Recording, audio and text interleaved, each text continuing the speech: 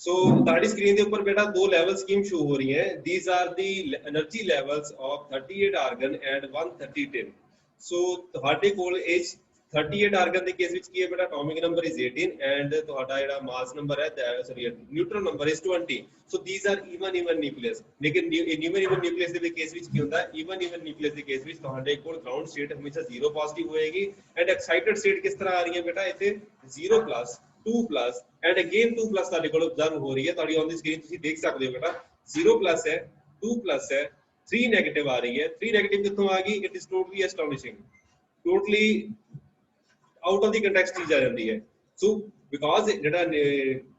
Even nucleus ਆ ਦੀ ਜਿਹੜੀ ਪੈਰਿਟੀ ਹੋਣੀ ਚਾਹੀਦੀ, it should be even parity mostly. So 3 negative ਕਿੱਥੋਂ ਆ ਗਈ, ਉਸ ਤੋਂ ਬਾਅਦ ਅਗੇਨ 2 ਪੋਜ਼ਿਟਿਵ ਤੋਂ ਬਾਅਦ 2 ਪੋਜ਼ਿਟਿਵ ਕਿਉਂ ਆ ਗਿਆ। ਐਂਡ 130 ਨਿਊਕਲੀਅਸ ਜਿਹੜਾ ਹੈ ਉਹਦੇ ਵਿੱਚ ਜਿਹੜੇ ਲੈਵਲਸ ਹੈ ਬੇਟਾ 0 plus 2 plus 7 negative 4 positive 2 positive and again 5 negative. ਲੇਕਿਨ ਇਦਾਂ ਦਾ ਆਪਾਂ ਕੁਝ ਵੀ ਨਹੀਂ ਦੇਖਦੇ ਹੈਗੇ। ਆਪਣੇ ਕੋਲ ਜਿਹੜੇ ਮੈਜਿਕ ਨੰਬਰ ਹੈ, ਮੈਜਿਕ ਨੰਬਰ ਜਦੋਂ ਆਪਾਂ ਰੀਪਰੋਡਿਊਸ ਕਰਦੇ ਹਾਂ ਜਾਂ ਆਪਾਂ ਸ਼ੈਲ ਮਾਡਲ ਦੀ ਕਨਫੀਗਰੇਸ਼ਨ ਸਟੱਡੀ ਕਰਦੇ ਹਾਂ ਉਹਦੇ ਵਿੱਚ ਇਦਾਂ ਕਿਤੇ ਵੀ ਨਹੀਂ ਹੁੰਦਾ, ਇੰਨੇ ਡੈਂਸ એનર્ਜੀ ਲੈਵਲ ਪੈਕ ਨਹੀਂ ਹੁੰਦੇ। ਸੋ ਬਿਲਕੁਲ ਬੰਚ ਆਫ ਲੈਵਲ ਤੁਹਾਡੇ ਕੋਲ ਸਕਰੀਨ ਦੇ ਉੱਪਰ ਦੇਖਣ ਨੂੰ ਮਿਲਿਆ ਆ ਕਿ ਬੰਚ ਆਫ ਲੈਵਲ ਤੁਹਾਡੇ ਕੋਲ ਅਵੇਲੇਬਲ ਹੈ ਜਿਨ੍ਹਾਂ ਦੇ ਵਿਚਕਾਰ ਤੁਹਾਡੇ ਕੋਲ એનર્ਜੀ ਲੈਵਲ ਆ ਰਹੇ ਹੈ। ਸੋ ਇਦਾਂ ਦਾ ਕੁਝ ਨਹੀਂ ਹੈ। 0 ਪਲੱਸ ਤੋਂ ਬਾਅਦ 2 ਪਲੱਸ ਦੇ ਆਲਮੋਸਟ ਸੇਮ એનર્ਜੀ ਦੇ ਹੈ, ਲੇਕਿਨ ਉਸ ਤੋਂ ਬਾਅਦ bunch of level vast variety ਹੋਗੀ ਤੁਹਾਡੇ ਕੋਲ। ਸੋ ਇਸ ਕਰਕੇ ਥੋੜੀ ਜਿਹੀ ਜਿਹੜੀ ਸ਼ੈਲ ਮਾਡਲ ਦੀ ਕਨਫੀਗਰੇਸ਼ਨ ਹੈ, ਜਿਹੜੀ ਸ਼ੈਲ ਮਾਡਲ ਆਪਾਂ ਇੰਪਲੀਮੈਂਟ ਕੀਤਾ ਹੈ, whether it is single particle, whether it is extremely single particle model, ਔਰ ਆਪਣੇ ਜਾਂ ਫਿਰ ਉਹਦੇ ਵਿੱਚ ਆਪਣੇ ਕੋਲ ਕਾਫੀ ਸਾਰੀਆਂ ਜਿਹੜੀਆਂ ਆਪਾਂ ਪਾਰਟੀਕਲ ਹੈ, ਸਿੰਗਲ ਪਾਰਟੀਕਲ ਦੇ ਵਿੱਚ ਆਪਾਂ ਕਾਫੀ ਸਾਰੀ ਕਨਫੀਗਰੇਸ਼ਨ ਮਿਕਸਿੰਗ ਦੀ ਗੱਲ ਕਰਦੇ ਹਾਂ, ਤਾਂ ਉਹਨਾਂ ਨੂੰ ਜੇ ਆਪਾਂ ਕੰਸੀਡਰ ਕਰ ਲਈਏ ਤਾਂ ਆਪਾਂ ਨੂੰ ਟੇਕ ਕੇਅਰ ਨਹੀਂ ਕਰ ਪਾਉਂਦੇ। ਇਹਨਾਂ ਡੈਂਸਿਟੀ ਪੈਕ ਜਿਹੜਾ ਸਟਰਕਚਰ ਹੈ ਆਪਾਂ ਐਕਸਪਲੇਨ ਨਹੀਂ ਕਰ ਪਾਉਂਦੇ ਵੀ 2 ਪੋਜ਼ਿਟਿਵ 4 ਪੋਜ਼ਿਟਿਵ ਕਿੱਥੋਂ ਆ ਗਿਆ, ਆਪਣੇ ਕੋਲ 2 ਪੋਜ਼ਿਟਿਵ ਲੈਵਲ ਦੇ 2 ਜਾਂ 3 ਲੈਵਲ ਕਿਉਂ ਆ ਰਹੇ ਨੇ। ਸੋ ਇਸ ਤਰ੍ਹਾਂ ਦੀ ਚੀਜ਼ ਹੈ ਬੇਟਾ। ਇਹ ਤੁਹਾਡੇ ਕੋਲ ਜਿਹੜੇ એનર્ਜੀ ਲੈਵਲ ਹੈ ਬੇਟਾ, એનર્ਜੀ ਲੈਵਲ ਤੁਹਾਡੇ ਕੋਲ ਆ ਰਹੇ on the screen 0 positive 2 positive 3 negative 2 positive. ਇਹਦੇ ਵਿੱਚ ਤੁਸੀਂ ਚੈੱਕ ਕਰ ਸਕਦੇ ਹੋ 18 ਨਿਊਟਰੋਨ ਪ੍ਰੋਟੋਨ ਹੋ ਗਏ ਤੇ ਉਹਦੇ ਕੋਰਸਪੋਂਡਿੰਗ 20 ਨਿਊਟਰੋਨ ਹੋ ਗਏ, ਤੇ ਉਹਦੇ ਕੋਰਸਪੋਂਡਿੰਗ ਸਾਰੇ ਈਵਨ ਹੈ ਬੇਟਾ। ਤੁਹਾਡੀ ਜਿਹੜੀ ਗਰਾਊਂਡ ਸਟੇਟ ਹੋਣੀ ਚਾਹੀਦੀ ਹੈ that should be 3 half the corresponding, ਲੇਕਿਨ ਇੱਥੇ ਕੁਝ ਵੀ ਨਹੀਂ ਹੈ ਬੇਟਾ। ਸੋ ਇਸ ਤਰ੍ਹਾਂ ਦੀ ਜਿਹੜੀ ਚੀਜ਼ ਹੈ ਉਸ ਨੂੰ ਤੁਹਾਨੂੰ ਧਿਆਨ ਰੱਖਣਾ ਪੈਂਦਾ ਹੈ। ਸੋ ਇਹ ਕਿਉਂ ਆ ਰਿਹਾ ਹੈ ਉਹਨਾਂ ਨੂੰ ਆਪਾਂ ਐਕਸਪਲੇਨ ਕਰਨ ਦੀ ਕੋਸ਼ਿਸ਼ ਕਰਦੇ ਹਾਂ ਕਿ ਸ਼ੈਲ ਮਾਡਲ ਇਹਨਾਂ ਚੀਜ਼ਾਂ ਨੂੰ ਐਕਸਪਲੇਨ ਨਹੀਂ ਕਰ ਪਾਇਆ। ਠੀਕ ਹੈ ਜੀ। ਸੋ ਇਹਨਾਂ ਨੂੰ ਐਕਸਪਲੇਨ ਕਰਨ ਦੇ ਲਈ ਜਿਹੜੀ ਐਕਸਾਈਟੇਸ਼ਨ ਹੈ ਸਿੰਗਲ ਪਾਰਟੀਕਲ ਹੋਲ ਐਕਸਾਈਟੇਸ਼ਨ ਦੀ ਆਪਾਂ ਗੱਲ ਕਰ ਸਕਦੇ ਹਾਂ। ਔਨ ਦੀ ਸਕਰੀਨ ਤੁਹਾਡੇ ਕੋਲ ਅਵੇਲੇਬਲ ਹੋਏਗਾ ਕਿ ਆਪਣੇ ਕੋਲ ਜਿਹੜਾ ਇੱਕ ਪ੍ਰੋਟੋਨ ਹੈ, ਪ੍ਰੋਟੋਨ ਲੈਵਲ ਫਿਲ ਹੋ ਰਿਹਾ, ਹੋ ਸਕਦਾ ਹੈ ਜਿਹੜਾ ਲਾਸਟ ਨਿਊਟਰੋਨ ਹੈ ਜਾਂ ਸੌਰੀ ਦਾ ਲਾਸਟ ਪ੍ਰੋਟੋਨ ਹੈ, it can make excitation from D3 half level up to 1F7 half level। So there may be a transition of proton between these two energy levels। मतलब ये वाला proton last level तो लेके ਜਿਹੜਾ balance level C it can create a hole in the D3 half and it can create a nucleon in the 1F7 half। So ਇਹਨਾਂ ਦੀ corresponding ਤੁਹਾਡੇ ਕੋਲ energy level ਕੁਝ ਨਾ ਕੁਝ ਬਣ ਸਕਦੇ ਹੈ। So ਅਗਰ ਇਹਨਾਂ ਨੂੰ ਆਪਾਂ ਕਲੱਬ ਕਰਨ ਦੀ ਕੋਸ਼ਿਸ਼ ਕਰੀਏ ਬੇਟਾ 3 half plus 7 half ਦੇ corresponding ਤੁਹਾਡੇ ਕੋਲ ਕੀ ਹੋ ਜਾਏਗਾ ਬੇਟਾ 3 plus 7 10 ਹੋ ਗਿਆ, 10 divided by 2 it is equal to 5 and 3 minus 7 the corresponding 4 divided by 2 ਤੁਹਾਡੇ ਕੋਲ 2 ਆ ਜਾਏਗਾ। ਸੋ ਪੈਰਿਟੀ ਜਿਹੜੀ ਹੋਏਗੀ ਅਲਟੀਮੇਟਲੀ ਉਹਦੇ corresponding ਨੈਗੇਟਿਵ ਆਏਗੀ and it may be leading to 5 4 3 and 2। ਸੋ ਜਿਹੜਾ 3 ਨੈਗੇਟਿਵ ਲੈਵਲ ਤੁਹਾਡੇ ਕੋਲ ਔਨ ਦੀ ਸਕਰੀਨ ਸ਼ੋ ਹੋ ਰਿਹਾ ਸੀ, it may be arising because of the particle hole excitation। ਠੀਕ ਹੈ ਜੀ। ਸੋ ਪਾਰਟੀਕਲ ਇੱਕ ਲੈਵਲ ਤੋਂ ਲੈ ਕੇ ਜਿਹੜਾ ਦੂਸਰੇ ਲੈਵਲ ਤੱਕ ਜਾ ਰਿਹਾ ਹੈ। ਸੋ ਉਸ ਤੋਂ ਬਾਅਦ ਆਪਣੇ ਕੋਲ ਹੋ ਸਕਦਾ ਹੈ ਇਹ ਪ੍ਰੋਟੋਨ ਅਗਰ ਜ਼ਰੂਰੀ ਨਹੀਂ ਹੈ ਤਾਂ ਜਿਹੜੇ ਬਾਕੀ ਲੈਵਲ ਆ ਰਹੇ ਆ ਜਿਹੜੇ ਐਕਸਟਰਾ ਲੈਵਲ ਹੈ 2 ਪਲੱਸ ਹੈ 2 ਪਲੱਸ ਐਕਸਪਲੇਨ ਕਰਨ ਦੀ ਕੋਸ਼ਿਸ਼ ਕਰੀਏ ਬਿਕੋਜ਼ ਆਪਣੇ ਕੋਲ 2 ਨੈਗੇਟਿਵ ਆ ਰਿਹਾ ਸੀ ਤਾਂ ਹੋ ਸਕਦਾ ਹੈ ਕਿ ਜਿਹੜੇ 2s1 ਹਾਫ ਵਾਲਾ ਜਿਹੜਾ ਨਿਊਕਲੀਅਨ ਹੈ ਇਹ ਹੋ ਸਕਦਾ ਦੂਸਰੀ ਆਰਬਿਟਲ ਦੇ ਵਿੱਚ ਜਾ ਸਕਦਾ ਹੈ। ਉਹਦੇ ਕੋਰਸਪੋਂਡਿੰਗ ਆਪਣੇ ਕੋਲ ਕਿਹੜੇ ਲੈਵਲ ਆ ਰਹੇ ਆ ਉਹਨੂੰ ਆਪਾਂ 2 and 1 ਆਪਣੇ ਕੋਲ એનર્ਜੀ ਲੈਵਲ ਆ ਸਕਦੇ ਆ। So these are particle hole excitations. ਇਹਦੇ ਵਿੱਚ ਕੀ ਹੈ 1d3/2 1d3/2 ਦੇ ਵਿੱਚ ਇਲੈਕਟ੍ਰੋਨ ਜਾ ਰਿਹਾ ਸੌਰੀ ਦੂਸਰੇ ਲੈਵਲ ਜਾ ਰਿਹਾ ਉਹਦੇ ਅਕੋਰਡਿੰਗ 2s1/2 ਆਇਆ ਇੱਕ ਨਿਊਕਲੀਅਨ ਇਹਦੇ ਵਿੱਚ ਕ੍ਰੀਏਟ ਹੋ ਗਿਆ ਇੱਕ ਉਹਦੇ ਵਿੱਚ ਕ੍ਰੀਏਟ ਹੋ ਗਿਆ। ਅਲਟੀਮੇਟਲੀ ਤੁਸੀਂ ਉਹਦੇ ਕੋਰਸਪੋਂਡਿੰਗ 1 and 2 ਪੋਜ਼ਿਟਿਵ ਲੈਵਲ ਬਣਾ ਸਕਦੇ ਹੋ ਲੇਕਿਨ ਸਾਰੇ ਐਕਸਪਲੇਨ ਨਹੀਂ ਹੋਣਗੇ। तो ਤੁਸੀਂ ਕਿਤੇ ਨਾ ਕਿਤੇ ਕੰਸੀਡਰ ਕਰਦੇ ਹੋ ਲੇਕਿਨ ਸਾਰੇ ਚੀਜ਼ਾਂ ਐਕਸਪਲੇਨ ਕਰਨਾ ਪੋਸੀਬਲ ਨਹੀਂ ਹੈ। ਠੀਕ ਹੈ ਜੀ। ਸਿਮਿਲਰਲੀ 10 30 80 ਦਾ ਕਨਸੈਪਟ ਆ ਗਿਆ ਤਾਂ ਉਹਦੇ ਕੋਰਸਪੋਂਡਿੰਗ ਤੁਹਾਡੀ ਜਿਹੜੀ એનર્ਜੀ ਲੈਵਲ ਹੈ it 0 plus 2 plus 7 negative 4 positive 2 positive and again 5 negative 2 positive ਕਿਉਂ ਆ ਰਿਹਾ ਜਾਂ 7 ਨੈਗੇਟਿਵ ਕਿਉਂ ਆ ਰਿਹਾ ਇਹ ਤੁਹਾਡੇ ਕੋਲ ਜਿਹੜੀਆਂ ਐਨੋਮਲੀਜ਼ ਆ ਜਾਂਦੀਆਂ। ਠੀਕ ਹੈ ਜੀ। ਸੋ ਇਸ ਕਰਕੇ ਆਪਣੇ ਕੋਲ ਜਿਹੜੀਆਂ ਪ੍ਰੋਬਲਮਸ ਅਰਾਈਜ਼ ਹੁੰਦੀਆਂ। ਸੋ ਤੁਸੀਂ ਪਾਰਟੀਕਲ ਨੂੰ ਰੀਅਰੇਂਜ ਕਰਨ ਦੀ ਗੱਲ ਕਰ ਸਕਦੇ ਹੋ, ਜਾਂ ਉਹਦੇ ਕੋਰਸਪੋਂਡਿੰਗ ਜਿਹੜਾ ਪਾਰਟੀਕਲ ਹੈ ਪਾਰਟੀਕਲਸ ਦੇ ਵਿੱਚ ਐਕਸਾਈਟੇਸ਼ਨ ਦੀ ਗੱਲ ਕਰ ਸਕਦੇ ਹੋ। ਅਲਟੀਮੇਟਲੀ ਤੁਹਾਡੇ ਕੋਲ ਜੇਕਰ ਆਪਾਂ ਨੂੰ ਬਣਾਉਣ ਦੀ ਗੱਲ ਕਰੀਏ ਤਾਂ 5 ਨੈਗੇਟਿਵ 6 ਨੈਗੇਟਿਵ ਦੀ ਗੱਲ ਕਰ ਸਕਦੇ ਜਾਂ 5 ਨੈਗੇਟਿਵ ਤੁਸੀਂ ਐਕਸਪਲੇਨ ਕਰ ਪਾ ਰਹੇ ਹੋ by using particle hole excitation, मतलब एक न्यूट्रॉनिक लेवल तो निकल के H11 हाफ ਦੇ ਵਿੱਚ ਚਲਾ ਗਿਆ, H11 ਹਾਫ ਸੋ S1 ਹਾਫ ਤੋਂ ਪਾਰਟੀਕਲ ਅਗਰ ਨਿਕਲ ਕੇ H11 ਹਾਫ ਦੇ ਵਿੱਚ ਜਾ ਰਿਹਾ ਤਾਂ ਅਲਟੀਮੇਟਲੀ 11 ਹਾਫ + 1 ਹਾਫ ਦੇ ਕੋਰਸਪੋਂਡਿੰਗ ਐਂਗੂਲਰ ਮੋਮੈਂਟਮ ਜਿਹੜੇ ਪੇਅਰਡ ਸੀਗੇ ਪਹਿਲਾਂ ਨਿਊਕਲੀਅਨਸ ਉਹਨੂੰ ਬ੍ਰੇਕ ਅਪ ਕਰਕੇ ਦਿਸ ਇਜ਼ ਪੇਅਰ ਬ੍ਰੇਕਿੰਗ। ਠੀਕ ਹੈ ਜੀ, ਸੋ ਇਹਨੂੰ ਪੇਅਰ ਬ੍ਰੇਕਿੰਗ ਦਾ ਕਨਸੈਪਟ ਵੀ ਕਹਿੰਦੇ, ਮੈਂ ਭੁੱਲ ਗਿਆ ਸੀਗਾ ਦੱਸਣਾ, ਸੋ ਇਹਨੂੰ ਪੇਅਰ ਬ੍ਰੇਕਿੰਗ ਕਹਿੰਦੇ ਆ। ਸੋ એનર્ਜੀ ਜਿਹੜੀ ਹੋਏਗੀ ਉਹਦੇ ਕੋਰਸਪੋਂਡਿੰਗ ਆਏਗੀ, ਸੋ એનર્ਜੀ ਲੈਵਲ ਪ੍ਰੋਡਿਊਸ ਹੋਣਗੇ। ਸੋ 1 half sorry 11 half plus 1 half ਦੇ corresponding because nucleus valence nucleon create ਹੋ ਗਿਆ, ਉਹਦੇ corresponding 5 negative and 6 negative level ਆਏਗਾ। ਇੱਥੇ ਆਪਾਂ ਨੂੰ ਸਿਰਫ 5 negative ਦਿਖ ਰਿਹਾ ਬੇਟਾ। ਸੋ ਇਹਦੇ corresponding ਆਪਣੇ ਕੋਲ 0 plus 2 plus 7 negative 4 plus 2 plus ਜਿਹੜਾ 5 negative ਆ ਰਿਹਾ। ਸੋ ਇਹ ਜਿਹੜੇ ਨੀਚੇ ਵਾਲੇ ਲੈਵਲ ਹੈ ਇਹ 1.2 MeV ਦੇ ਲਾਈ ਕਰਦਾ ਹੈ, ਲੇਕਿਨ ਇਹ ਸਾਰੇ એનર્ਜੀ ਲੈਵਲ ਜਿਹੜੇ ਹੈ ਉਹ ਤੁਹਾਡੇ ਕੋਲ 2.5 MeV ਦੀ ਲਾਈ ਕਰ ਰਹੇ, ਜਿਹੜੇ ਕਿ ਇਹਦੇ ਨਾਲ ਪੋਸੀਬਲ ਨਹੀਂ ਹੈ। ਇਹਦੇ ਨਾਲ એનર્ਜੀ ਐਕਸਚੇਂਜ એનર્ਜੀ ਜਿਹੜੀ ਵੇਰੀਏਸ਼ਨ ਹੈ ਜ਼ਿਆਦਾ ਹੋਣੀ ਚਾਹੀਦੀ ਹੈ, ਇਹ ਨਹੀਂ ਕਿ ਇੱਥੇ ਬਿਲਕੁਲ ਨਾਲ ਹੀ ਪਏ ਹੋਣਗੇ। ਸੋ ਇਹਦੀ ਵੇਰੀਏਸ਼ਨ ਬਹੁਤ ਜ਼ਿਆਦਾ ਹੈ। ਠੀਕ ਹੈ ਜੀ, ਸੋ ਉਹਦੇ ਕੋਰਸਪੋਂਡਿੰਗ ਆਪਣੇ ਕੋਲ ਜਿਹੜੀ ਚੀਜ਼ਾਂ ਬਣੀਆਂ ਹੋਈਆਂ ਸਿਮਿਲਰਲੀ ਅਗਰ ਆਪਣੇ ਕੋਲ ਇਸ ਲੈਵਲ ਦੇ H11 ਹਾਫ ਦਾ ਕਨਸੈਪਟ ਆ ਜਾਂਦਾ ਤਾਂ ਉਹਦੀ ਕੋਰਸਪੋਂਡਿੰਗ ਅਗਰ ਪਾਰਟੀਕਲ ਜਿਹੜੇ ਹੈ ਅਗਰ ਆਪਾਂ 8 ਰੇਂਜ ਦੇ ਅਗਰ ਆਪਣੇ ਕੋਲ H11 ਹਾਫ ਦੇ ਵਿੱਚ ਅਗਰ ਆਪਣੇ ਕੋਲ 80 ਪਾਰਟੀਕਲ ਹੈ ਉਹਦੀ ਕੋਰਸਪੋਂਡਿੰਗ 2 ਵੈਲੈਂਸ ਬਚਦੇ ਹੈ, 80 + 82 ਹੋ ਗਿਆ। ਉਹਦੇ ਸੌਰੀ ਅਗਰ ਆਪਣੇ ਕੋਲ 10 ਸੀਗੇ ਬੇਟਾ ਉਹਦੇ ਕੋਰਸਪੋਂਡਿੰਗ ਆਪਣੇ ਕੋਲ ਸਿਰਫ 2 ਬਚੇ। 82 ਇਹਦਾ ਸ਼ੈਲ ਕਲੋਜ਼ਰ ਹੁੰਦਾ ਹੈ, 82 ਦੇ ਉੱਪਰ ਆਪਣੇ ਕੋਲ ਕਿੰਨੇ ਬੇਟਾ 80, ਇਸ ਕਰਕੇ 2 ਵੈਲੈਂਸ ਬਚਣਗੇ। H11 ਹਾਫ ਦੇ ਵਿੱਚ 12 ਨਿਊਕਲੀਅਨ ਹੋਣੇ ਚਾਹੀਦੇ ਬੇਟਾ, ਪਹਿਲੇ ਦੇ ਕੋਰਸਪੋਂਡਿੰਗ ਆਪਣੇ ਕੋਲ 2 ਨਿਕਲ ਗਏ, ਬਾਕੀ ਕੇ ਬੱਚੇ 10। तो 10 ਨੂੰ ਕਿਦਾਂ ਡਿਸਟ੍ਰੀਬਿਊਟ ਕਰ ਸਕਦੇ ਹੋ, 8 ਪੇਅਰਡ ਤੇ 2 ਜਿਹੜੇ ਆਪਣੇ ਕੋਲ ਅਨਪੇਅਰਡ ਹੋ ਗਏ। ਠੀਕ ਹੈ ਜੀ, ਫਿਰ ਸੌਰੀ ਨਾਟ ਦੀ ਪੇਅਰਡ ਅਨਪੇਅਰਡ, ਸੋ 8 ਆਪਣੇ ਕੋਲ ਵੱਖਰੇ ਹੋ ਗਏ, 2 ਨੂੰ ਆਪਾਂ ਵੱਖਰਾ ਕੰਸੀਡਰ ਕਰ ਸਕਦੇ ਹਾਂ, ਆਪਸ ਦੇ ਵਿੱਚ ਇੰਟਰਚੇਂਜ ਕਰ ਸਕਦੇ ਆ ਜਾਂ ਉਹ ਵੀ ਉਹਨਾਂ ਨੂੰ ਬ੍ਰੇਕ ਕਰਕੇ ਆਪਾਂ ਦੁਬਾਰਾ ਕਲੱਬ ਕਰਨ ਦੀ ਗੱਲ ਕਰ ਸਕਦੇ ਹਾਂ। ਤਾਂ ਉਸ ਤਰ੍ਹਾਂ ਕੁਝ ਕਨਸੈਪਟ ਨੇ ਡਿਸਕਸ ਕੀਤਾ ਹੈ। ਦੋਨੋਂ ਅਗਰ ਨਿਊਕਲੀਅਨ ਸੇਮ ਲੈਵਲ ਦੇ ਵਿੱਚ ਪੇਅਰ ਬ੍ਰੇਕ ਹੋ ਕੇ ਦੁਬਾਰਾ ਰੀਕੰਬਾਈਨ ਕਰ ਰਹੇ ਜਾਂ ਦੈਟ ਇਜ਼ ਕਾਲਡ ਰੀਕੰਬੀਨੇਸ਼ਨ, ਤਾਂ ਉਸ ਤਰ੍ਹਾਂ ਦਾ ਕੁਝ ਕਨਸੈਪਟ ਅਗਰ ਡਿਸਕਸ ਕਰਨ ਦੀ ਗੱਲ ਕਰੀਏ ਤਾਂ 11 ਹਾਫ + 11 ਹਾਫ तो 11 plus 10 plus and so on 0 plus ਦੇ ਕੋਰਸਪੋਂਡਿੰਗ ਤੁਹਾਡੇ ਕੋਲ ਲੈਵਲ ਦੇ ਸਕਦਾ ਹੈ। ਅਗਰ ਲੇਕਿਨ ਹੁਣ ਕੀ ਪ੍ਰੋਬਲਮ ਕੀ ਹੈ ਬੇਟਾ, ਸੇਮ ਲੈਵਲ ਦੇ ਵਿੱਚ ਐਗਜ਼ਿਸਟ ਕਰਦੇ ਆ, N L and J ਦੋਨਾਂ ਦਾ ਸੇਮ ਹੈ, ਇਸ ਕਰਕੇ ਆਇਡੈਂਟੀਕਲ ਪਾਰਟੀਕਲ ਪ੍ਰੋਬਲਮ ਹੈ। ਤਾਂ ਆਡ ਵਾਲੇ ਸਾਰੇ ਫੰਡੇ ਖਤਮ ਹੋ ਜਾਣਗੇ, ਆਡ ਸਪਿਨ ਨਹੀਂ ਆਏਗੀ, ਤਾਂ ਉਹਦੀ ਕੋਰਸਪੋਂਡਿੰਗ ਸਿਰਫ ਈਵਨ ਸਪਿਨ ਕ੍ਰੀਏਟ ਹੋ ਜਾਏਗੀ। ਸੋ ਜਿਹੜਾ ਉਸ ਤੋਂ ਬਾਅਦ ਗੱਲ ਆਉਂਦੀ ਹੈ ਬੇਟਾ ਜਿਹੜੀ ਮੇਨ ਪ੍ਰੋਬਲਮ ਆ ਜਾਂਦੀ ਹੈ। ਸੋ ਅਗਰ ਆਪਾਂ ਗੱਲ ਕਰੀਏ ਕਿ એનર્ਜੀ ਆਫ 2+ ਸਟੇਟ ਹੈ, એનર્ਜੀ ਆਫ 2+ ਸਟੇਟ ਜਿਹੜੀ ਹੈ ਅਪਰੋਕਸੀਮੇਟਲੀ 1 MeV ਤੇ ਲਾਈ ਕਰਦੀ ਹੈ, ਐਂਡ ਜਿਹੜੀ ਇਹਦੀ ਐਵਰੇਜ ਵੈਲਿਊ ਦੇਖੀ ਜਾਵੇ ਤਾਂ ਇਸ ਰੀਜਨ ਦੇ ਵਿੱਚ ਹੈ। ਜਿਸ ਵੇਲੇ ਸ਼ੈਲ ਕਲੋਜ਼ਰ ਦੀ ਗੱਲ ਕਰਦੇ, ਚਾਹੇ 50 ਵਾਲਾ, ਚਾਹੇ 82 ਵਾਲਾ, ਚਾਹੇ 126 ਵਾਲਾ, ਤਾਂ ਪਲੇਨ ਦੀ ਬੁੱਕ ਦੇ ਵਿੱਚ ਲਿਆ ਹੋਇਆ। ਸੋ ਉਹਦੀ ਕੋਰਸਪੋਂਡਿੰਗ ਕੀ ਹੈ ਆਪਣੇ ਕੋਲ ਜਿਹੜਾ એનર્ਜੀ ਲੈਵਲ ਹੈ, ਸੋ 2+ ਵਾਲਾ, ਇਹਦੀ ਜਿਹੜੀ ਵੇਰੀਏਸ਼ਨ ਹੈ ਡਿਫਰੈਂਟ ਨਿਊਕਲੀਅਸ ਦੇ ਵਿੱਚ ਜਿਹੜੀ ਲੋਕੇਸ਼ਨ ਹੈ ਉਹਦੀ એનર્ਜੀ ਲਿਖੀ ਹੋਈ ਹੈ ਤਾਂ ਅਪਰੋਕਸੀਮੇਟਲੀ 1 MeV ਦੇ ਨੇੜੇ ਤੇੜੇ એનર્ਜੀ ਆਉਂਦੀ ਹੈ। ਲੇਕਿਨ ਜਦੋਂ ਸ਼ੈਲ ਕਲੋਜ਼ਰ ਆਉਂਦਾ ਤਾਂ ਇਹ એનર્ਜੀ ਇੱਕਦਮ ਸ਼ੂਟ ਕਰ ਦਿੰਦੀ ਹੈ, ਮਤਲਬ 2 ਪੋਜ਼ਿਟਿਵ ਜਿਹੜੀ ਹੈ ਐਂਡ 0 ਪੋਜ਼ਿਟਿਵ ਜਿਹੜੀ ਹੈ ਉਹਦੀ ਕੋਰਸਪੋਂਡਿੰਗ ਜਿਹੜਾ ਗੈਪ ਹੈ ਕਾਫੀ ਜ਼ਿਆਦਾ ਇਨਕਰੀਜ਼ ਹੋ ਜਾਂਦਾ ਹੈ। ਸੋ ਜਦੋਂ n = 50 ਦਾ ਕਨਸੈਪਟ ਆਇਆ ਤਾਂ ਇਹ એનર્ਜੀ ਬਹੁਤ ਜ਼ਿਆਦਾ ਵੱਧ ਜਾਏਗੀ ਜਦੋਂ n = 50 ਆਏਗਾ। ਸਿਮਿਲਰਲੀ ਜਦੋਂ n = 82 ਆ ਜਾਂਦਾ ਹੈ ਉਹਦੇ ਕੋਰਸਪੋਂਡਿੰਗ ਸ਼ੈਲ ਗੈਪ ਦੀ ਕੋਰਸਪੋਂਡਿੰਗ ਤੁਹਾਡੇ ਕੋਲ ਇਹਦੀ ਵੈਲਿਊ ਬਹੁਤ ਜ਼ਿਆਦਾ ਵੱਧ ਜਾਂਦੀ ਹੈ। Otherwise Ki on the average ਨੇੜੇ ਤੇੜੇ ਰਹਿੰਦਾ ਹੈ। ਲੇਕਿਨ ਹੁਣ ਤੁਸੀਂ ਦੇਖ ਲਓ ਕਿ 150 ਤੋਂ ਲੈ ਕੇ 200 ਜਿਹੜਾ ਮਾਸ ਨੰਬਰ ਹੈਗਾ ਉਹਦੇ ਕੋਰਸਪੋਂਡਿੰਗ ਇਹਦੀ ਜਿਹੜੀ ਵੈਲਿਊ ਹੈ 2 positive the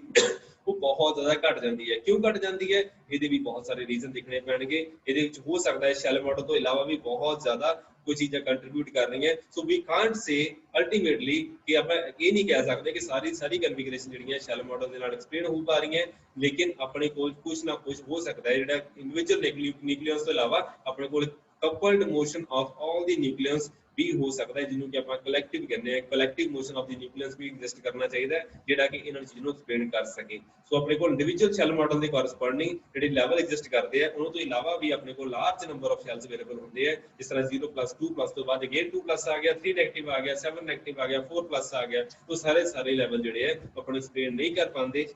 simply from the case of shell model. So ਇਸ ਨੂੰ ਐਕਸਪਲੇਨ ਕਰਨ ਦੇ ਲਈ ਆਪਾਂ ਕਲੈਕਟਿਵ ਮਾਡਲ ਦੀ ਐਵੋਲੂਸ਼ਨ ਦੇਖਦੇ ਹਾਂ। ਸੋ ਆਪਣੇ ਕੋਲ ਕੀ ਹੈ ਬੇਟਾ, ਇਹ ਤੁਸੀਂ ਦੇਖ ਸਕਦੇ ਹੋ 150 ਐਂਡ 200 ਡਿਗਰੀ 200 ਦੀ ਅਗਰ ਮਾਸ ਨੰਬਰ ਹੈ ਤਾਂ ਉਸ ਕੇਸ ਦੇ ਵਿੱਚ 2+ ਦੀ એનર્ਜੀ 2+ ਜਿਹੜਾ એનર્ਜੀ ਲੈਵਲ ਹੈ ਉਹਦੀ ਜਿਹੜੀ ਰੇਂਜ ਹੈ ਉਹ ਆਲਮੋਸਟ 100 kV ਦੇ ਬਰਾਬਰ ਆ ਜਾਂਦਾ ਹੈ। ਬਹੁਤ ਥੋੜੀ એનર્ਜੀ ਹੈ ਬੇਟਾ, ਸ਼ੈਲ ਮਾਡਲ ਇਹਨੂੰ ਐਕਸਪਲੇਨ ਨਹੀਂ ਕਰ ਪਾਏਗਾ।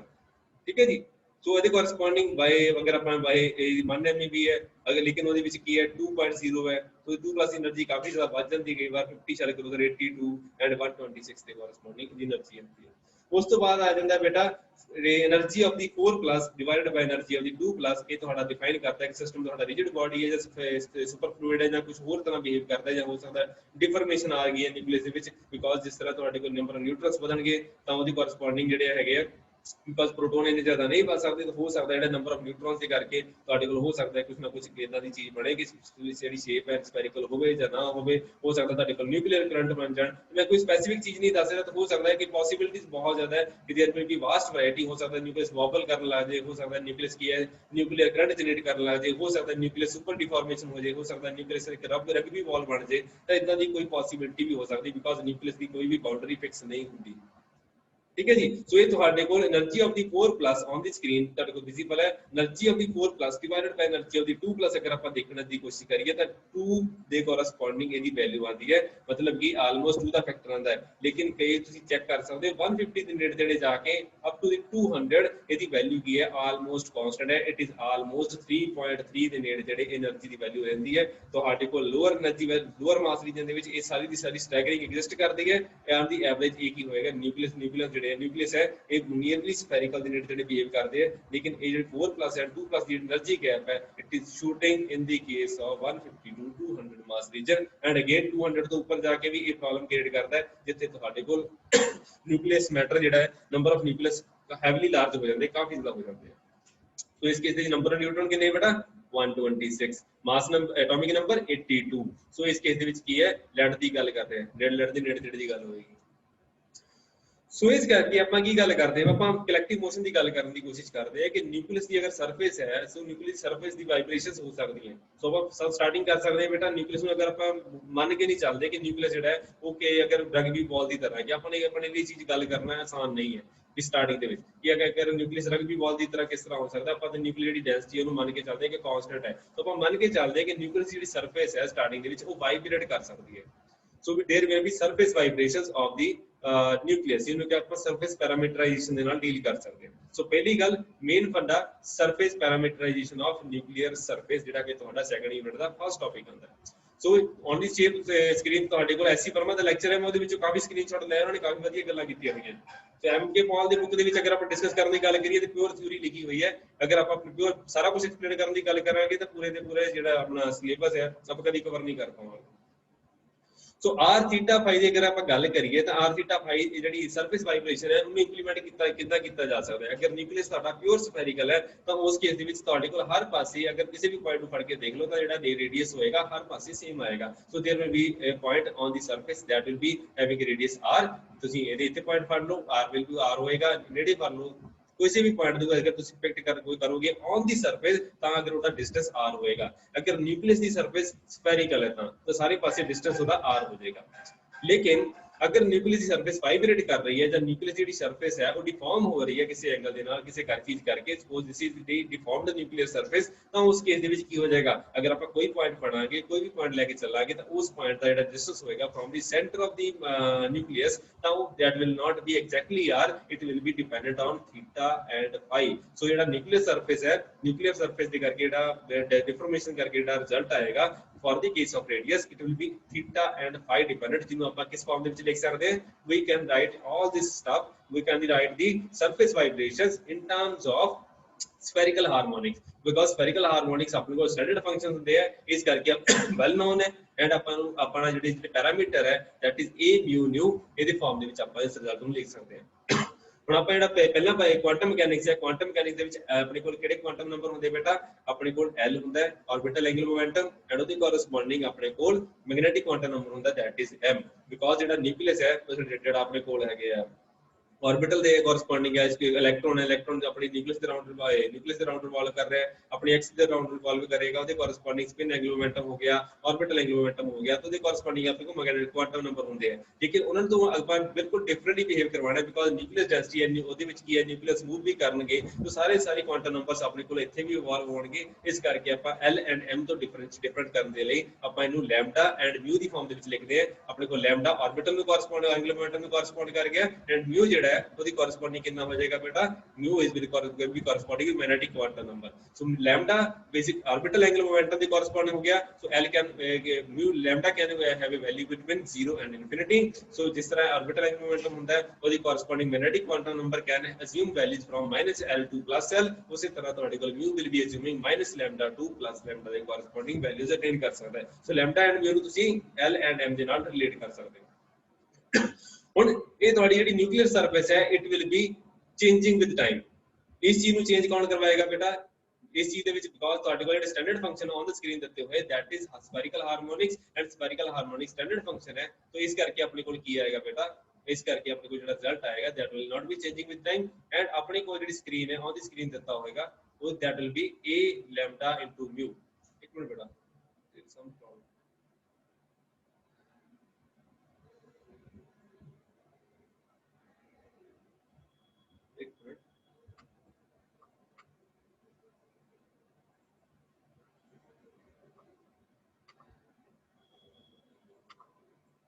हाँ जी बेटा. सो ਆਪਾਂ ਗੱਲ ਕਰ ਰਹੇ ਸੀਗੇ ਬੇਟਾ ਕਿ ਆਪਣੇ ਕੋਲ ਜਿਹੜਾ ਆਰਬਿਟਲ ਐਂਗੂਲਰ ਮੋਮੈਂਟਮ ਹੈ ਜਿਹੜਾ ਮੈਗਨੈਟਿਕ ਕੁਆਂਟਮ ਨੰਬਰ ਹੈ ਉਹਦੀ ਕੋਰਸਪੋਂਡਿੰਗ ਆਪਣੇ ਕੋਲ ਇੱਥੇ ਲੈਮਡਾ ਐਂਡ ਮਿਊ ਦੇ ਪੈਰਾਮੀਟਰ ਆ ਜਾਣਗੇ. ਐਂਡ ਜਿਹੜੀ ਨਿਊਕਲੀਅਰ ਸਰਫੇਸ ਹੈ ਨਿਊਕਲੀਅਰ ਸਰਫੇਸ ਕਦੇ ਵੀ ਇਸੇ ਤੇ ਸਫੈਰਿਕਲ ਨਹੀਂ ਰਹੇਗੀ ਹਮੇਸ਼ਾ ਹੀ ਵਾਈਬ੍ਰੇਟ ਕਰਦੀ ਰਹੇਗੀ. ਵਾਈਬ੍ਰੇਟਿੰਗ ਜਿਹੜੀ ਸ਼ੇਪ ਹੁੰਦੀ ਹੈ ਉਹ ਟਾਈਮ ਡਿਪੈਂਡੈਂਟ ਹੁੰਦੀ ਹੈ. ਇਸ ਕਰਕੇ ਆਪਣੇ ਕੋਲ ਸਫੈਰਿਕਲ ਹਾਰਮੋਨਿਕ ਦੀ ਟਰਮ ਦੇ ਵਿੱਚ ਆਪਾਂ ਨਹੀਂ ਲਿਖ ਸਕਦੇ. ਜਿਹੜੇ ਕੋਐਫੀਸ਼ੀਐਂਟਸ ਹੋਣਗੇ those are a lambda into mu that will be made time dependent so that we can have a time varying radius or we can have a parameter r that is dependent on theta and phi as well as time. So ਜਿਹੜੀ ਤੁਹਾਡੀ nuclear surface ਹੈ that will be varying with respect to time. अगर lambda is equal to 0 put कर दोगे that will be corresponding to y is equal to y corresponding L is equal to lambda is equal to 0 ਦੇ corresponding mu ਦੀ value ਕਿੰਨੀ ਹੋ ਜਾਏਗੀ ਬੇਟਾ अगर L 0 है तो ਉਹਦੇ corresponding M ਦੀ value ਵੀ 0 ਹੋਏਗੀ. ਇਸ ਕਰਕੇ y 0 ਦੇ corresponding square root of 1 by root pi 4 pi ਦੇ corresponding ਆ ਜਾਏਗਾ. it will be a constant value. ਇਸ ਕਰਕੇ ਆਪਣੇ ਕੋਲ ਕੀ ਹੋਏਗਾ it will be corresponding to a spherical shape of the nucleus. so ਇਸ ਕਰਕੇ ਆਪਣੇ ਵਿੱਚ ਕੋਈ ਵੀ ਚੇਂਜ ਨਹੀਂ ਆਏਗਾ. so lambda is equal to 0 ਆਪਣੇ ਕੋਲ ਕੁਝ ਨਹੀਂ ਹੈ ਸਿਰਫ ਤੇ ਸਿਰਫ ਸਿੰਪਲ spherical shape ਆ. और may be a breathing mode of the nucleus. so ਇਹਨੂੰ breathing mode ਵੀ ਕਿਹਾ ਜਾਂਦਾ ਹੈ ਜਿਹੜਾ ਕਿ ਅੱਜ ਦੀ ਡੇਟ ਦੇ ਵਿੱਚ ਗੱਲ ਹੋ ਰਹੀ ਹੈ ਬਰੀਥਿੰਗ ਮੋਡ ਦੀ ਲੇਕਿਨ ਪਹਿਲਾਂ ਨਹੀਂ ਸੀ ਹੁੰਦੀ. ਉਸ ਤੋਂ ਬਾਅਦ ਅਗਰ ਆਪਾਂ ਲੈਮਡਾ ਇਜ਼ ਇਕੁਅਲ ਟੂ 1 ਦੀ ਗੱਲ ਕਰੀਏ ਉਹਦੇ ਕੇਸ ਵਿੱਚ ਕੀ ਹੁੰਦਾ ਬੇਟਾ ਅਗਰ ਲੈਮਡਾ ਇਜ਼ ਇਕੁਅਲ ਟੂ 1 ਤਾਂ ਮਿਊ is equal to -1 0 and +1 the corresponding ਆਏਗਾ. ਇਹਦੇ ਵਿੱਚ ਕੇਸ ਵਿੱਚ ਕੀ ਹੋਏਗਾ ਤੁਹਾਡਾ ਨਿਊਕਲੀਅਸ ਸਿਰਫ ਤੇ ਸਿਰਫ ਇਹਦੇ ਵਿੱਚ sin ਥੀਟਾ ਤੇ cos ਥੀਟਾ ਦੀ ਟਰਮ ਦੇ ਵਿੱਚ you can translate your centre of the nucleus from 1 point to another point. So ਜਿਹੜਾ ਸੈਂਟਰ ਆਫ ਦੀ ਨਿਊਕਲੀਅਸ ਹੈ ਇਹਦੀ ਟ੍ਰਾਂਸਲੇਸ਼ਨ ਹੋਏਗੀ 1 ਪੁਆਇੰਟ ਚਾਹੇ ਪੁਆਇੰਟ A ਲੈ ਲਓ ਚਾਹੇ B ਲੈ ਲਓ it will be translating from 1 translation motion किया जाएगा your nucleus as a whole is being translated transformation from one point to another. So translation motion हो जाएगा बेटा. ਉਸ ਤੋਂ ਬਾਅਦ ਆਂਦਾ ਹੈ ਬੇਟਾ ਜਿਹੜੀ ਫਸਟ ਆਪਣੀ ਕੋਲ ਨਿਊਕਲੀਅਸ ਸ਼ੇਪ ਵਾਈਬ੍ਰੇਸ਼ਨ ਆਂਦੀ ਹੈ lambda is equal to 0 the corresponding vibration ਨਹੀਂ ਹੋਏਗੀ. ਲੈਮਡਾ 1 ਦੀ ਕੋਰਸਪੋਂਡਿੰਗ ਆਪਣੇ ਕੋਲ ਵਾਈਬ੍ਰੇਸ਼ਨ ਨਹੀਂ ਹੋਏਗੀ ਬਿਕਾਜ਼ ਇਹ ਦੋਨੋਂ ਮੋਡ ਵਾਈਬ੍ਰੇਸ਼ਨ ਸਪੋਰਟ ਨਹੀਂ ਕਰਦੇ. ਸਿੰਪਲ ਟੂ ਸਿੰਪਲ ਜਿਹੜੀ ਅਗਰ ਆਪਾਂ ਗੱਲ ਕਰੀਏ ਤਾਂ lambda is equal to surface vibration the corresponding ਆਏਗਾ. ਸੋ ਅਗਰ ਨਿਊਕਲੀਅਸ ਦੀ ਤੁਹਾਡੀ ਸਰਫੇਸ ਜਿਹੜੀ ਹੈ ਉਹ ਅਗਰ ਵਾਈਬ੍ਰੇਟ ਕਰ ਰਹੀ ਹੈ ਜਸਟ ਲਾਈਕ ਬਾਲ ਹੈ ਸਪੰਜੀ ਬਾਲ ਹੈ ਅਗਰ ਉਸ ਦੀ ਵਨ ਸਾਈਡ ਤੋਂ ਪ੍ਰੈਸ ਕਰੋਗੇ ਤਾਂ ਕੀ ਹੋਏਗਾ ਦੂਸਰੀ ਸਾਈਡ ਨੂੰ ਬਲਜ ਕਰ ਜਾਏਗੀ. ਅਗਰ ਦੂਸਰੀ ਸਾਈਡ ਤੋਂ ਪ੍ਰੈਸ ਕਰੋਗੇ ਤਾਂ ਅਦਰ ਸਾਈਡ ਨੂੰ ਬਲਜ ਕਰ ਜਾਏਗੀ. ਤਾਂ ਇਸ ਤਰ੍ਹਾਂ ਦੀ ਕੋਈ ਸ਼ੇਪ ਜਿਹੜੀ ਹੈ ਉਹ ਤੁਹਾਡੇ ਕੋਲ ਲੈਮਡਾ ਇਜ਼ ਇਕੁਅਲ ਟੂ 2 ਦੇ ਕੋਰਸਪੋਂਡਿੰਗ ਆ ਸਕਦੀ ਹੈ ਐਂਡ ਇਹਨੂੰ ਆਪਾਂ ਕੁਆਡਰੂਪਲ ਮੋਡ ਆਫ ਵਾਈਬ੍ਰੇਸ਼ਨ ਕਿਹਾ ਜਾਂਦਾ ਹੈ that is corresponding to lambda is equal to 2. ਹੁਣ ਲੈਮਡਾ ਇਜ਼ ਇਕੁਅਲ ਟੂ 2 ਆ ਗਿਆ ਬੇਟਾ ਇਹਦੀ ਕੋਰਸਪੋਂਡਿੰਗ ਆਪਣੇ ਕੋਲ 5 ਵੇਰੀਏਸ਼ਨਸ ਹੋ ਜਾਂਦੀਆਂ. ਲੈਮਡਾ ਦੇ 2 ਇਜ਼ ਇਕੁਅਲ ਟੂ 2 ਦੇ corresponding mu can be equal to -2 -1 0 +1 and +2. so you can have 5 variations corresponding to lambda is equal to 2. ਤੁਹਾਡੇ ਕੋਲ 5 ਟਰਮਸ ਹੋ ਜਾਣਗੀਆਂ 5 ਟਰਮਸ ਦੀ ਕੋਰਸਪੋਂਡਿੰਗ ਤੁਹਾਡੇ ਕੋਲ ਰਿਜ਼ਲਟ ਆਉਣਗੇ. ਸੋ 5 ਟਰਮਸ ਜਿਹੜੀਆਂ summation the corresponding r theta phi is equal to summation over a lambda mu by l by lambda into mu the corresponding theta phi ਜਿਹੜਾ ਹੈ ਉਹ 5 ਟਰਮਸ ਦਾ ਸਮ ਹੋਏਗਾ. ਉਸ ਤੋਂ ਬਾਅਦ ਆ ਜਾਂਦਾ ਬੇਟਾ ਲੈਮਡਾ ਇਜ਼ ਇਕੁਅਲ ਟੂ 3 ਜਿਹੜਾ ਕਿ ਆਂਦਾ ਹੈ ਆਪਣੇ ਕੋਲ up to pole vibration mode ਜਿਹੜਾ ਕਿ ਇਸ ਤਰ੍ਹਾਂ ਦੀ ਫਾਰਮ ਦੇ ਵਿੱਚ ਆ ਜਾਂਦਾ ਹੈ. ਸੋ ਵਨ ਇੱਕ ਸਾਈਡ ਤੋਂ ਇਹ ਹੋ ਇੱਥੇ ਕੀ ਸੀਗਾ ਓਨਲੀ ਵਨ ਸਾਈਡ ਤੋਂ ਬਲਜ ਕਰ ਰਹੀ ਸੀ ਤੇ ਮਲਟੀਪਲ ਸਾਈਡ ਤੋਂ ਬਲਜ ਕਰਨ ਦੀ ਗੱਲ ਹੋਏਗੀ. ਇਸੇ ਤਰ੍ਹਾਂ ਅਪ ਟੂ ਪੋਲ ਤੋਂ ਬਾਅਦ ਹੈਕਸਾਡੈਕਾਪੋਲ ਮੋਸ਼ਨ ਆ ਜਾਏਗਾ ਉਹਦੇ ਕੋਰਸਪੋਂਡਿੰਗ ਵੀ ਆਪਣੇ ਕੋਲ ਤੇ ਕਾਫੀ ਸਾਰੇ ਟਰਮਸ ਆਣਗੀਆਂ. ਇਹਦੀ ਕੋਰਸਪੋਂਡਿੰਗ ਕਿੰਨੀਆਂ ਹੋ ਜਾਣਗੀਆਂ ਬੇਟਾ -3 -2 -1 0 +1 +2 and +3. ਇਹਦੇ ਕੋਰਸਪੋਂਡਿੰਗ ਤੁਹਾਡੇ ਕੋਲ 7 ਟਰਮਸ ਆ ਜਾਣਗੇ ਜਿਨ੍ਹਾਂ ਨੂੰ ਤੁਹਾਨੂੰ ਟੇਕ ਕੇਅਰ ਕਰਨਾ ਪਏਗਾ. ਐਂਡ ਉਸ ਤੋਂ ਬਾਅਦ ਹੈਕਸਾਡੈਕਾਪੋਲ ਆ ਜਾਏਗਾ ਉਹਦੀ ਕੋਰਸਪੋਂਡਿੰਗ ਆਪਣੇ ਕੋਲ ਕਾਫੀ ਸਾਰੀਆਂ ਟਰਮਸ ਆ ਜਾਣਗੀਆਂ. So simplest of the simplest ਜਿਹੜਾ ਕੇਸ ਹੈ ਲੈਮਡਾ ਇਜ਼ ਇਕੁਅਲ ਟੂ 2 ਆਏਗਾ that will be the quadrupole mode of vibration. ਹੁਣ but lambda is equal to 2 ਦੇ ਕੋਰਸਪੋਂਡਿੰਗ ਕੀ ਹੋ ਜਾਏਗਾ ਬੇਟਾ देयर में भी अपने को की होएगा लैम्डा इज इक्वल टू ਆਪਾਂ ਕੰਸੀਡਰ ਤੇ ਕਰ ਲਿਆ ਕੁਆਡਰਪਲ ਮੋਡ ਲੇਕਿਨ ਇਹਦੇ ਬਾਅਦ ਅੰਦਰ ਵੀ ਇੰਟਰਨਲੀ ਕਾਫੀ ਸਾਰੇ ਪੈਰਾਮੀਟਰ ਹੋ ਜਾਣਗੇ ਵੀ ਕਿਹੜੀ ਵਾਈਬ੍ਰੇਸ਼ਨ ਹੋ ਰਹੀ ਹੈ ਸੋ ਇਹਦੇ ਵਿੱਚ ਮਿਨੀਮਮ ਵਾਈਬ੍ਰੇਸ਼ਨ ਜਿਹੜੀ ਹੋਏਗੀ ਉਹਨੂੰ ਆਪਾਂ ਗਰਾਊਂਡ ਸਟੇਟ ਵਾਈਬ੍ਰੇਸ਼ਨ ਕਹਿ ਦਾਂਗੇ that will be corresponding to k is equal to quantum number ਨੂੰ ਆਪਾਂ 2 ਲਿਖਿਆ ਹੋਇਆ ਹੈ k is equal to quantum number 2 ਉਹਦੀ corresponding parity ਕੀ ਆ ਜਾਏਗੀ ਬੇਟਾ ਜਿਸ ਤਰ੍ਹਾਂ l is equal to 2 ਹੋ ਗਿਆ ਤਾਂ ਉਹਦੇ corresponding -1 raised to power l ਦੇ corresponding ਆਪਣੇ ਕੋਲ parity even ਹੋ ਜਾਂਦੀ ਹੈ ਇਸ ਕੇਸ ਦੇ ਵਿੱਚ ਵੀ ਆਪਣੇ ਕੋਲ parity ਕੀ ਹੋਏਗੀ even ਹੋ ਜਾਏਗੀ तो मिनिमम एनर्जी की हो जाएगी बेटा h क्रॉस ओमेगा 2 ਨੂੰ ਲਿਖਿਆ ਜਾਏਗਾ ਇਹਨੂੰ ਆਪਾਂ ਸਿੰਪਲ ਟਰਮ ਦੇ ਵਿੱਚ ਲਿਖ ਸਕਦੇ ਹਾਂ ਮਿਨੀਮਮ એનર્ਜੀ ਇਸ ਜਿਹੜਾ ਲੈਮਡਾ ਇਜ਼ ਇਕੁਅਲ ਟੂ 2 ਹੈ ਇੱਕ ਪਾਰਟਿਕੂਲਰ ਫ੍ਰੀਕੁਐਂਸੀ ਦੀ ਵਾਈਬ੍ਰੇਸ਼ਨ ਹੈ ਜਿਹੜੀ ਕਿ ਅਕਰ ਹੋ ਸਕਦੀ ਹੈ ਅਗਰ ਬਿਕੋਜ਼ ਜਿਹੜੀ ਵਾਈਬ੍ਰੇਸ਼ਨ ਹੈ ਇਟ ਇਜ਼ ਆਲਸੋ ਕੁਆਂਟਾਈਜ਼ਡ ਜਿਹੜੀ ਕੁਆਂਟਮ ਵਾਈਬ੍ਰੇਸ਼ਨ से ਕੁਆਂਟਾਈਜ਼ ਹੁੰਦੀ ਹੈ ਇਸ ਕਰਕੇ ਆਪਾਂ ਨੂੰ ਲਿਖ ਸਕਦੇ ਹਾਂ ਕਿ એનર્ਜੀ ਵੀ ਕੁਆਂਟਾਈਜ਼ ਹੋਏਗੀ it may be in the terms of 1 n h cross into omega simplest ਹੋ ਗਿਆ h क्रॉस ओमेगा ਉਹਨੂੰ ਆਪਾਂ ਕੀ ਲਿਖਾਂਗੇ ਲੋਐਸਟ એનર્ਜੀ ਉਸ ਤੋਂ ਬਾਅਦ ਕੀ ਹੋ ਜਾਏਗਾ दोनों पर लिखेंगे 0 प्लस ਉਹਦੇ ਕੋਰਸਪੋਂਡਿੰਗ ਕੀ ਹੋ ਜਾਏਗਾ ਬੇਟਾ ਨੈਕਸਟ ਵਾਲਾ ਆ ਜਾਏਗਾ 2h cross omega 2 4h cross omega 2 and 6h cross omega 2 ਤੇ ਇਸ ਤਰ੍ਹਾਂ ਦੀਆਂ ਤੁਹਾਡੇ ਕੋਲ ਟਰਮਸ ਆਣਗੇ ਜਾਣਗੀਆਂ ਕਿਹੜੀ એનર્ਜੀ ਹੋ ਜਾਏਗੀ ਉਹਦੇ ਕੋਰਸਪੋਂਡਿੰਗ ਤੁਹਾਡੇ ਕੋਲ ਰਿਜ਼ਲਟ ਆਣਗੇ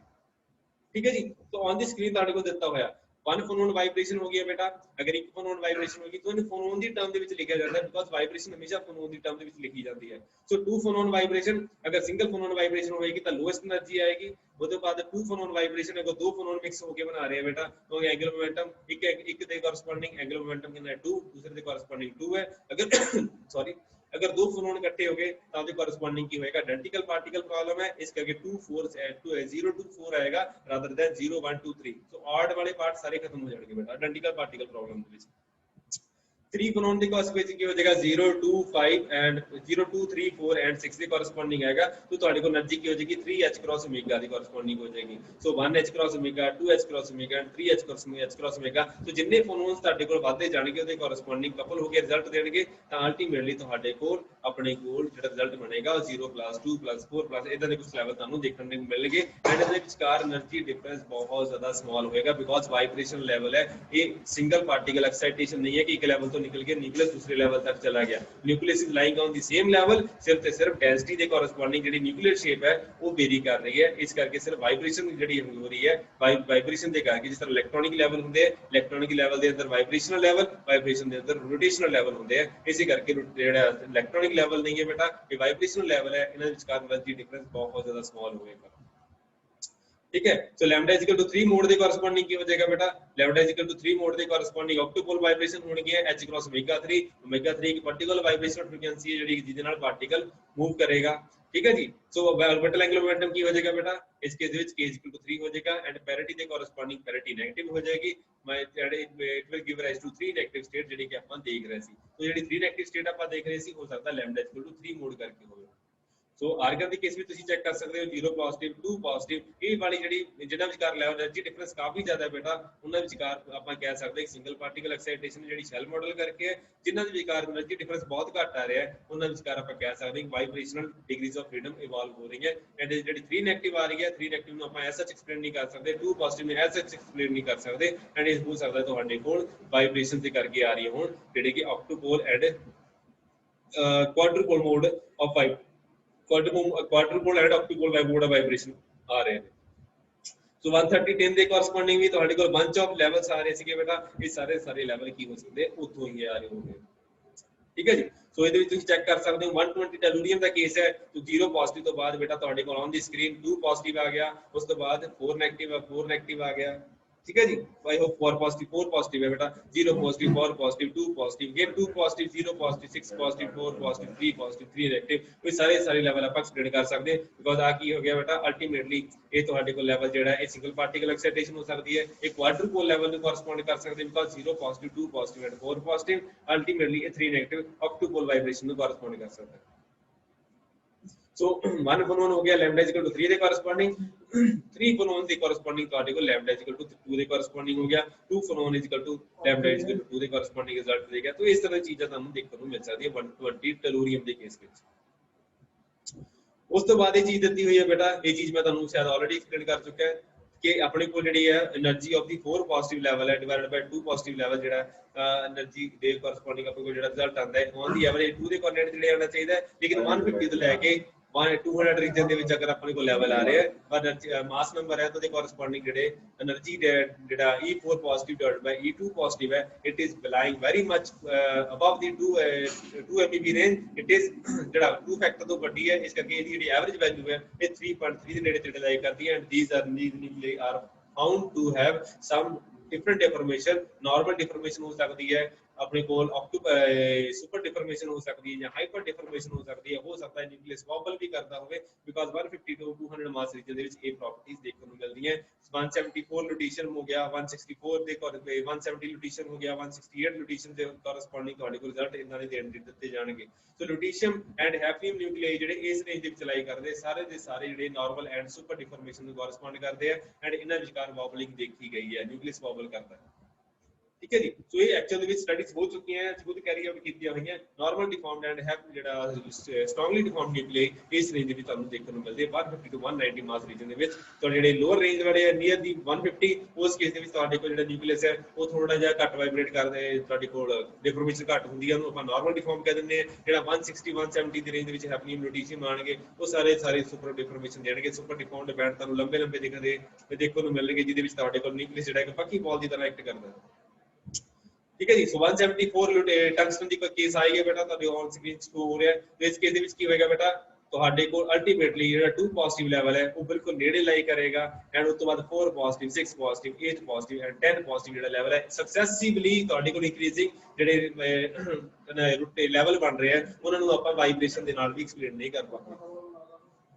ਸੋ 174 ਜਿਹੜਾ ਟੰਗਸਟਨ ਦਾ ਕੇਸ ਹੈ ਇਹਦੇ ਵਿੱਚ ਆਪਣੇ ਕੋਲ 3 ਨੈਗੇਟਿਵ ਨਹੀਂ ਆਇਆ ਇਹ ਨਹੀਂ ਹੈ ਕਿ 0 ਪੋਜ਼ਿਟਿਵ ਤੋਂ ਬਾਅਦ 2 ਪੋਜ਼ਿਟਿਵ 4 ਪੋਜ਼ਿਟਿਵ ਤੋਂ ਬਾਅਦ ਅਗੇਨ 0 ਪੋਜ਼ਿਟਿਵ ਸ਼ੁਰੂ ਹੋ ਗਿਆ ਐਂਡ ਉਸ ਤੋਂ ਬਾਅਦ ਫਿਰ 2 ਪੋਜ਼ਿਟਿਵ ਆ ਗਿਆ it is successively increasing angular momentum 0 2 4 6 8 and 10 ਤੋਂ ਇੱਕ ਟਾਈਪ ਦਾ ਰੋਟੇਸ਼ਨਲ ਬੈਂਡ ਬਣ ਗਿਆ ਅਗਰ ਤੁਹਾਡੇ ਕੋਲ ਇਹ ਤਾਂ ਹੀ ਪੋਸੀਬਲ ਹੈ ਅਗਰ ਤੁਹਾਡੇ ਕੋਲ ਰੋਟੇਸ਼ਨਲ ਐਕਸਾਈਟੇਸ਼ਨ ਹੋਣਗੀਆਂ I into I+1 the concept ਲੱਗੇਗਾ ਤਾਂ ਹੀ ਤੁਸੀਂ ਇਹਨੂੰ एक्सप्लेन कर सकते हो so not on the scale है लेकिन इस तरह दा सक्सेसिवली ਇਹਦੇ ਵਿੱਚ ਕੀ ਹੈ ਚੈੱਕ ਕਰ ਸਕਦੇ ਬੇਟਾ ਇਹਦੇ ਵਿੱਚ એનર્ਜੀ ਗੈਪ ਲਗਾਤਾਰ ਇਨਕਰੀਜ਼ ਕਰਦਾ ਜਾ ਰਿਹਾ ਹੈ ਜਿਹੜੀ ਕਿ ਪ੍ਰੋਪਰਟੀ ਹੁੰਦੀ ਹੈ ਰੋਟੇਸ਼ਨਲ ਲੈਵਲਸ ਦੇ ਕੋਰਸਪੋਂਡਿੰਗ ਸੋ ਇਹ ਚੀਜ਼ ਆਪਾਂ ਆਲਰੇਡੀ ਦੇਖੀ ਹੋਈ ਹੈ ਬੇਟਾ એનર્ਜੀ ਗੈਪ ਦੇ ਕਨਸੈਪਟ ਜਿਹੜੇ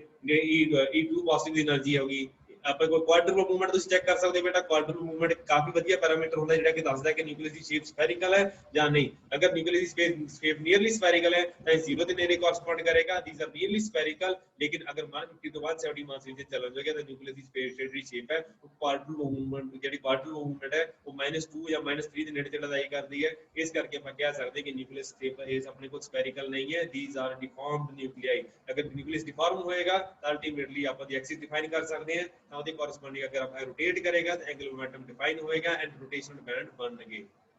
ठीक है जी तो ये सारे फंडा ਜਿਹੜਾ ਤੁਸੀਂ ਡਿਸਕਸ ਕਰ ਸਕਦੇ ਹੋ ਆਪਣੇ ਕੋਲ ਜਿਹੜੇ એનર્ਜੀ ਲੈਵਲ ਹੋਣਗੇ for the case rotational nuclei half I mega square ਦੇ ਕੋਰਸਪੋਂਡਿੰਗ ਅਗਰ ਐਂਗੁਲਰ ਮੋਮੈਂਟਮ 0 ਹੈ 1 ਹੈ 2 ਹੈ 3 ਹੈ 4 ਹੈ ਤਾਂ ਉਹਦੀ ਕੋਰਸਪੋਂਡਿੰਗ ਰੋਟੇਸ਼ਨਲ એનર્ਜੀ ਲੈਵਲ ਦੇ ਕੋਰਸਪੋਂਡਿੰਗ ਤੁਹਾਡੇ ਕੋਲ એનર્ਜੀਜ਼ ਆਣਗੀਆਂ ਅਗਰ L = 2 ਹੋ ਗਿਆ ਤਾਂ 2 3 ਐਂਡ 4 ਦੇ ਕੋਰਸਪੋਂਡਿੰਗ ਤੁਹਾਡੇ ਕੋਲ ਆਨਸਰ ਆਣਗੇ ਤੁਸੀਂ ਇਹ ਚੈੱਕ ਕਰ ਸਕਦੇ ਹੋ ਬਿਕਾਜ਼ ਸਿੰਗਲ ਪਾਰਟ ਅਗਰ ਆਪਣੇ ਕੋਲ ਜਿਹੜੇ ਅਗਰ ਇਡੈਂਟੀਕਲ ਪਾਰਟੀਕਲ ਪ੍ਰੋਬਲਮ ਕੰਸੀਡਰ ਕਰੀਏ ਤਾਂ L = 1 2 L1 1 ਵੀ ਓਮਿਟ ਹੋ ਜਾਏਗਾ 3 ਵੀ ਓਮਿਟ ਹੋ ਜਾਏਗਾ ਐਂਡ ਸੋ ਔਨ ਆਪਣੇ ਕੋਲ ਇਸ ਤਰ੍ਹਾਂ ਦੇ ਲੈਵਲ ਐਗਜ਼ਿਸਟ ਕਰਨਗੇ ਸੋ ਅਲਟੀਮੇਟਲੀ ਤੁਹਾਡੇ ਕੋਲ ਕੀ ਹੈ 0 2 4 6 8 ਐਂਡ 10 એનર્ਜੀ ਡਿਫਰੈਂਸ ਲਗਾਤਾਰ ਇਨਕਰੀਜ਼ ਕਰਦਾ ਰਹੇਗਾ ਤਾਂ ਉਸ ਦੀ ਕੋਰਸਪੋਂਡਿੰਗ ਤੁਸੀਂ ਰੋਟੇਸ਼ਨ ਲੈਵਲ ਦੇ ਨਾਲ ਇਹਨੂੰ ਐਕਸਪਲੇਨ ਕਰ ਸਕਦੇ ਹੋ ਸੋ 174 ਟੰਗਸਟਨ ਦੇ ਕੋਰਸਪੋਂਡਿੰਗ ਇਸ ਤਰ੍ਹਾਂ ਦਾ એનર્ਜੀ ਡਿਫਰੈਂਸ ਇਨਕਰੀਜ਼ਿੰਗਲੀ ਜਿਹੜਾ ਇਨਕਰੀਜ਼ ਕਰ ਰਿਹਾ ਹੈ ਉਹਨੂੰ ਆਪਾਂ ਟੇਕ ਕੇਅਰ ਕਰ ਸਕਦੇ ਹਾਂ so thank you very much बेटा अपना टाइम भी ऑलमोस्ट खत्म हो गया सो अगर कोई प्रॉब्लम है या